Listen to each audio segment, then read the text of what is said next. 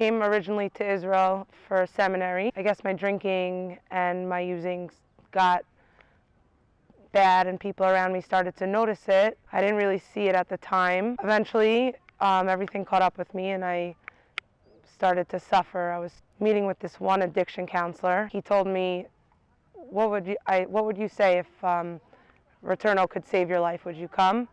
And at that point I was suffering enough that I said, yeah, I'll do anything if it'll help me stop suffering. It took a little while, but I started sharing things in groups and with the girls and with the counselors and with the social workers. It was hard, but it saved my life. I remember, I always talk about this, when I first got here, a therapist that I was seeing dropped me off because I didn't have anyone here. My parents, everyone was in America.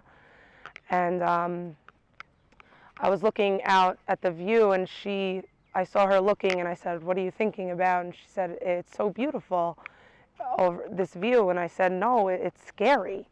She said, why? I said, because the world is so big and it's just scary. And she said, I understand. And then I remember, kind of without even thinking, 9 months later, towards the end of my treatment here, I looked at the same spot and I was just kind of like, oh, this is so beautiful. Look at the view here. It's just gorgeous. And I sort of realized at that point that something changed in me. That Roturnal gave me really like a second chance at life because I didn't really want to live anymore. I was scared to live. I was scared to die. And after my stay here, I was able to become a person that I wanted to be. I went back to school. I've been clean for 5 years now, and I'm finishing my master's degree now. I didn't have my bachelor's when I left here.